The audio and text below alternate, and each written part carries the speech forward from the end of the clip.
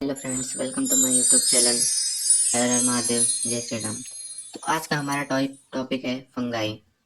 Fungi means कवक।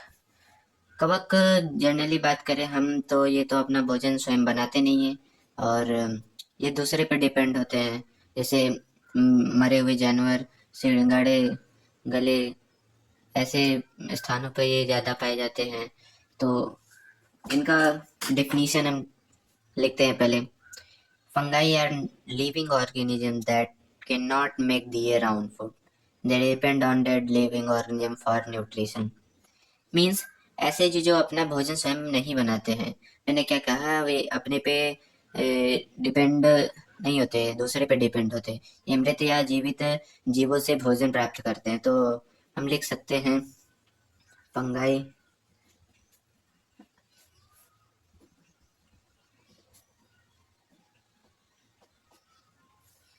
that cannot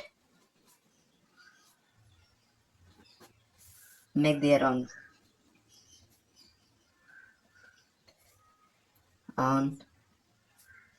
food. They depend means ये अपने पे डिपेंड नहीं होते, दूसरे पे डिपेंड होते हैं। डिपेंड ऑन डेड, मरे हुए, डेड और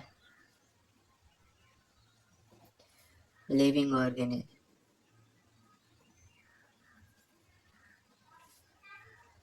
फॉर न्यूट्रिशन।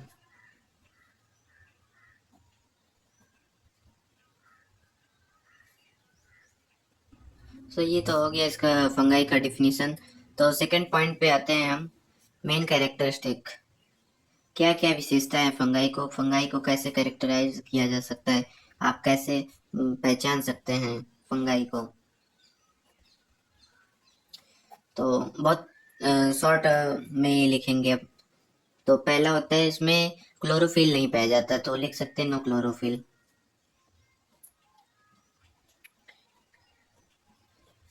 एंड सेकंड, ये अपना भोजन बनाते नहीं, दूसरे से प्राप्त करते हैं, तो इनको हम हेट्रोट्रॉफिक कह सकते हैं। जो अपना भोजन स्वयं नहीं बनाते और दूसरों से प्राप्त करते हैं उसे हेट्रोट्रॉफिक कहते हैं, विषमपोषी जिसे हिंदी में कहते हैं। एंड थर्ड, इसमें इनकी कोशिका भित्ति काइटिन की बनी होती है, तो हम लिख सकते हैं cell wall made of chitin.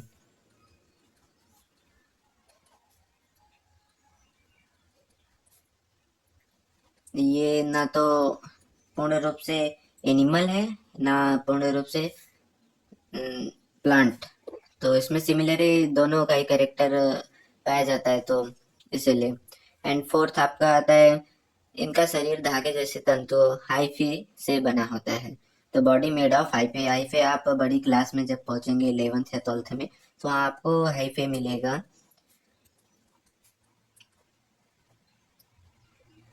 And fifth, इसमें जो रिप्रोडक्शन होता है स्पोर्स के द्वारा होता है, अर्थात बीजाणुओं के द्वारा होता है। लिख सकते हैं रिप्रोड्यूस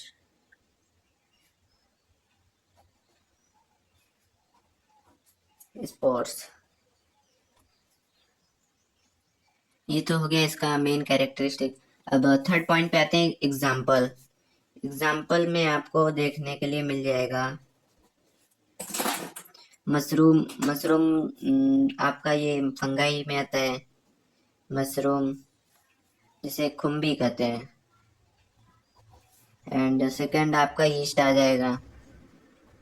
ईस्ट आपको खमीर कहते हैं हिंदी में। एंड थर्ड आपका मोल्ड आ जाएगा, फफूंदी। मशरूम अक्सर आप देखेंगे ईस्ट खमीर का पानी पे, फिर और मोल्ड जो रोटी रखी रहती है उस पर कुछ देर के बाद अगर पानी डाल दें तो उसके ऊपर फफूंदा जैसा पड़ जाता है, तो फंगाई का ही लक्षण है। जैसा कि आप स्क्रीन पर देख सकते हैं मशरूम किस प्रकार का दिखता है, ईस्ट एंड मोल्ड। तो अगला पॉइंट है इम्पोर्टेंस ऑफ फंगाई। हमारे लिए फंगाई कुछ जगह लाभदायक है, कुछ जगह हानिकारक है। तो पहले हम यूजफुल देख लेते हैं, फंगाई हमारे लिए किस प्रकार यूजफुल है। Importance of fungi. तो इसमें आपका पहले यूजफुल,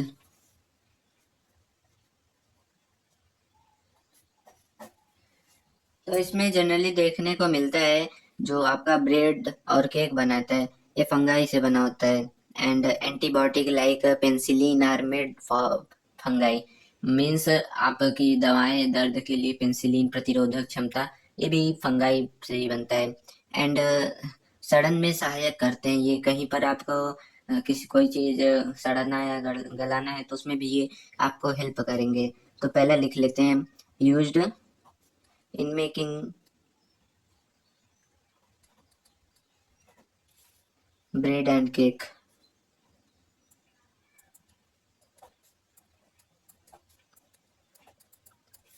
सेकेंड आपका एंटीबायोटिक्स एंड पेंसिलिन के रूप में।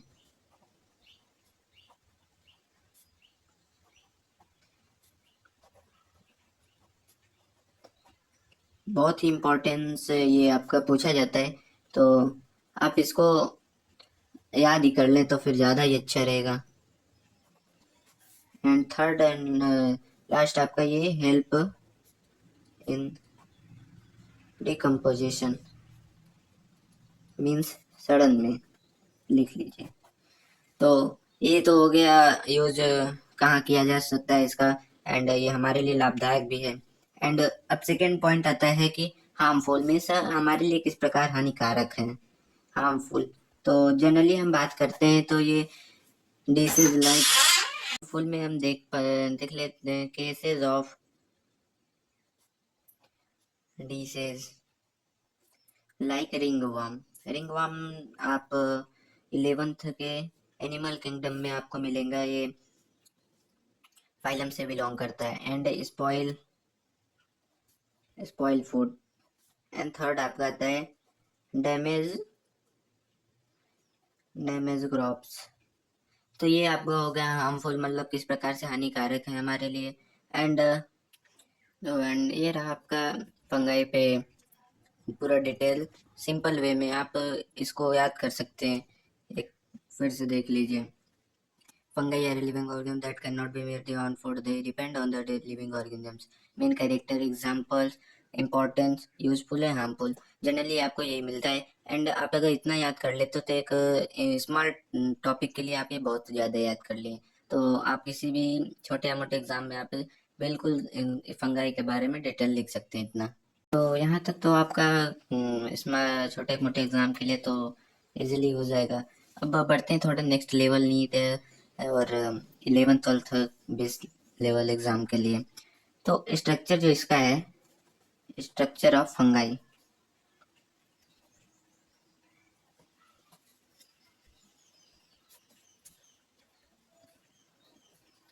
फंगाई इसको थोड़ा आप डिटेल में पढ़ते हैं तो पहले हम बना लेते हैं कुछ इसका स्ट्रक्चर ऐसे।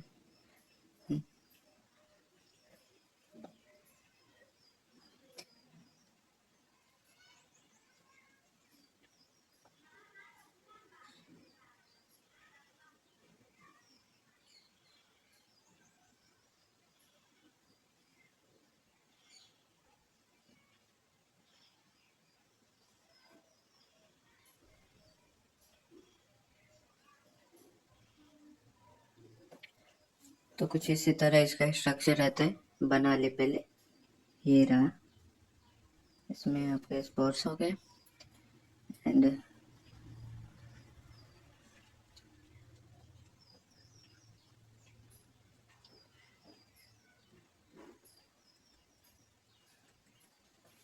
नेमिंग कर लेते हैं। तो देखिए ये जो है स्पोरेंजियम कहते हैं इसको। पूरा ऐसे ऐसे स्पोर्स से इसको भरा रहता है इसलिए स्पोरेंजियम कहते हैं।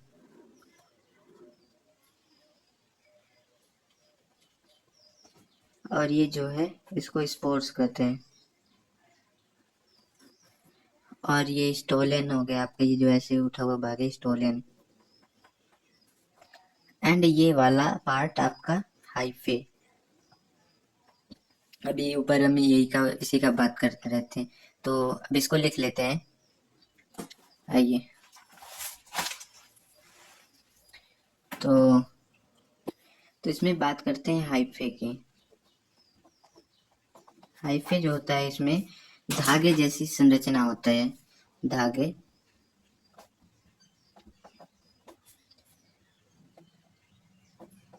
स्ट्रक्चर। एंड जब बहुत सारे हाइफे मिलते हैं तो उसको हम माइसीलियम कहते हैं। लिख लीजिए।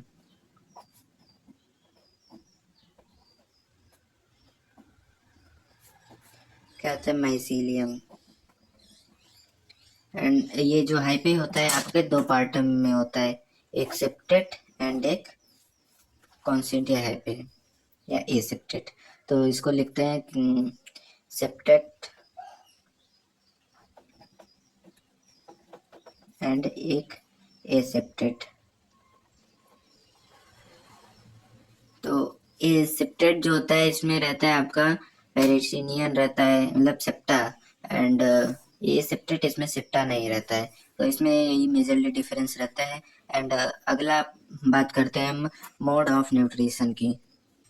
6 पॉइंट आपको हो गया मोड ऑफ न्यूट्रिशन। फंगाई में किस प्रकार से पोषण होता है। तो पहले तो इसमें होता है कि सेप्रोफाइटिक होता है, मीन्स मरे हुए जीव पर निर्भर होते हैं। मैंने पहले एग्जांपल दिया था। फंगाई खुद पे डिपेंड नहीं रहते, दूसरे पे डिपेंड रहते हैं। तो सेप्रोफाइटिक होता है जो मरे हुए पर डिपेंड रहते हैं, उसे सेप्रोफाइटिक कहते हैं। तो लिख लीजिए। एंड इसमें एग्जांपल आपका ब्रेड मोल्ड आ जाएगा। Bread mould. एंड सेकंड आपका आता है पैरासिटिक, मतलब जीवित पर निर्भर होते हैं।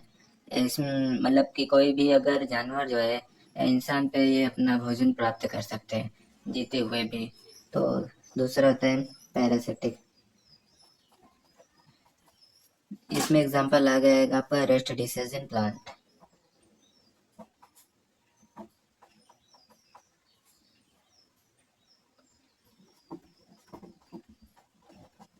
एंड थर्ड आपका आता है सिम्बायोटिक। सिम्बायोटिक का मतलब होता है दोनों को लाभ। मीन्स एक इसमें होता है कि लाइकेन होता है जिसमें एल्गी एंड फंगाई, ये दोनों मिल करके लाइकेन बनाते हैं। तो ये फंगाई इसमें भी अपना पार्टिसिपेट करता है, तो उसके लिए भी ये काम कर रहा है। सिम्बायोटिक का मतलब ही होता है दो। तो इसमें जो एग्जांपल होता है लाइकेन। अब लाइकेन पूछा जाता है किससे किससे मिलकर बनाता है, तो एक एल्गी होता है प्लस फंगाई। तो एल्गी पे अभी हम वीडियो बनाएंगे तो उसमें आपको डिटेल पूरा समझ में आ जाएगा। तो ये हो गया न्यूट्रिशन का। एंड सेवंथ पे आप आते हैं, फिर ये रिप्रोडक्शन कैसे करते हैं। Reproduction in fungi. ये अभी इधर का आपका सब नीट है, डी लेवल सभी चल रहा है। तो पहला तो इसमें 3 प्रकार से होता है, तो देख लेते हैं। पहला होता है वेजिटेटिव। वेजिटेटिव होता है। सेकंड आपका एसेक्सुअल। एंड थर्ड आपका सेक्सुअल। तो आपका इसमें वेजिटेटिव में जो आता है, इसमें ये आपके फ्रेगमेंटेशन एंड बर्डिंग से करते हैं। ये पूछा जाता है फंगाई में रिप्रोडक्शन, ये फ्रेगमेंटेशन से एंड सेकेंड बर्डिंग से करते हैं। एंड आपका ये जब सेक्सुअल का बात करते हैं तो इसमें आपका आ जाता है स्पोर्स के द्वारा, स्पोर जियो स्पोर्स एंड कोनोडिया से करते हैं।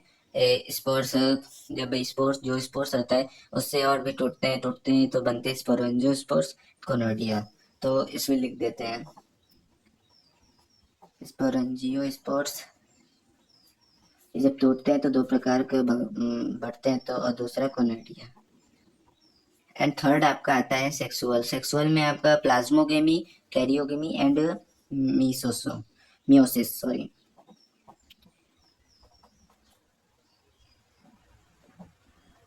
Plasmogamy, karyogamy. कैरियोगेमी होता है जब वो न्यूक्लियस का संलयन होता है तब। और मियोसिस जो होता है इसमें तो 3 बार बढ़ते हैं। तो ये रहा आपका डिटेल रिप्रोडक्शन इसमें कैसे होता है। एंड अब अगला पॉइंट आता है आपका क्लासिफिकेशन ऑफ फंगाई। फंगाई को हम कितने भागों में बांट सकते हैं, तो आइए देखते हैं। जनरली हम इसको 4 भागों में बांटते हैं। Phycomycetes, ascomycetes, basidiomycetes and deuteromycetes. तो लिख लेते हैं क्लासिफिकेशन ऑफ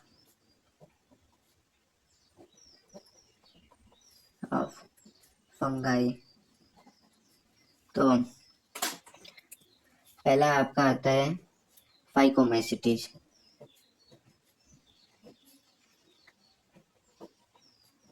इसको हम बांट रहे हैं आपके हाइफे पे एंड एग्जाम्पल एंड कहाँ पर ये पाए जाते हो ऐसा, तो इसके बेस पे हम इसको क्लासीफाई कर रहे हैं। तो फाइकोमाइसिटीज जो होता है ये एक्वेटिक और मॉइस्ट प्लेस पे जो है ज़्यादा पाया जाता है। एक्वेटिक एंड मॉइस्ट प्लेस, नमीदार एरिया में एंड जलीय एरिया में। एंड इसमें जो होता है एसेप्टेड टाइप पे पाया जाता है। एसेप्टेड टाइप पे एंड इसका एग्जाम्पल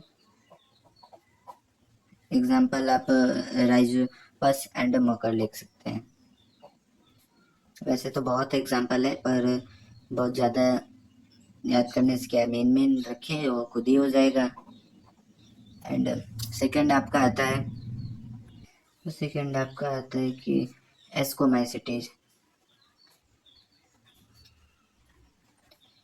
इसको जनरली सैक फंगाई कहते हैं। एंड इसको अगर आप याद कर ले तो ज़्यादा अच्छा रहे, ये बहुत ही ज़्यादा पूछा जाता है। तो इसमें जो होता है सेक्सुअल स्पोर्ट्स गोनोरिया होता है, सेक्सुअल स्पोर्ट्स गोनोरिया एंड सेक्सुअल स्पोर्ट्स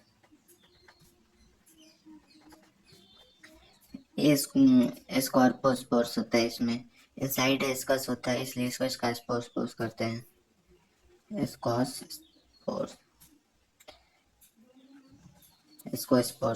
तो इसका एग्जांपल आता है आपका ईस्ट एंड पेंसिलिन। पेंसिलिन जो होता है उसी से पेंसिलियम बनता है, पेंसिलियम से पेंसिलिन बनता है, तो इसको हम ऐसे कह सकते हैं। एग्जाम्पल जरूर याद रखना, जैसा कि आप एस्कोमाइसिटीज का एग्जाम्पल स्क्रीन पर देख सकते हैं। थर्ड आता है आपका बेसिडोमाइसिटीज।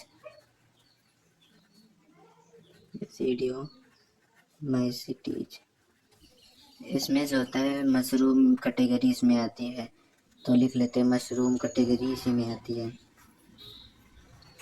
इसके पहले एग्जाम्पल जो मशरूम का दिए थे।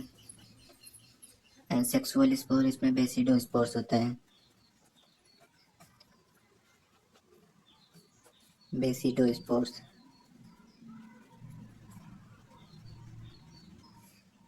एंड एग्जाम्पल आप इसका लिख सकते हैं गारकश मशरूम जिसे कहते हैं, एंड रस्ट भी। तो इसका एग्जाम्पल तीनों का आप जरूर याद रखिए, बहुत ही पूछा जाता है। तो बेसिडोमाइसिटीज आप देख सकते हैं स्क्रीन पर ऐसे ही होता है। फोर्थ एंड लास्ट पार्ट है इसका ड्यूटोरोमाइसिटीज। तो ये भी छोटा ऐसा ही है, देख लेते हैं। इसमें जो होता है सेक्सुअल स्टेज अननोन, मतलब इसमें सेक्सुअल स्टेज नहीं पाया जाता। ये तो एग्जाम पॉइंट ऑफ व्यू से तो इम्पोर्टेंट ही है। सेक्सुअल स्टेज इसमें पाया नहीं जाता, बाकी में तो पाया जाता है। एंड ओनली इसमें एसेक्सुअल स्पोर्ट्स पाया जाता है।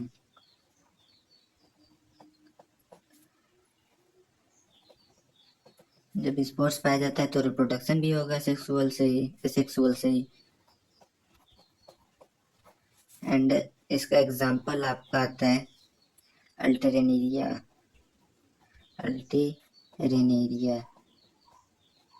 तो ये आपका चारों हो गया। एंड इसको भी आप स्क्रीन पर देख सकते हैं ड्यूटोरोमाइसिटीज होता कैसे है। एंड ये आपके 11th नीट प्लस, तो आपके लिए बहुत ही इम्पोर्टेंट है। बाकी ये फंगाई का पूरा डिटेल एनालिसिस आपके क्लास में मिल जाता है। Thank you and watching my channel.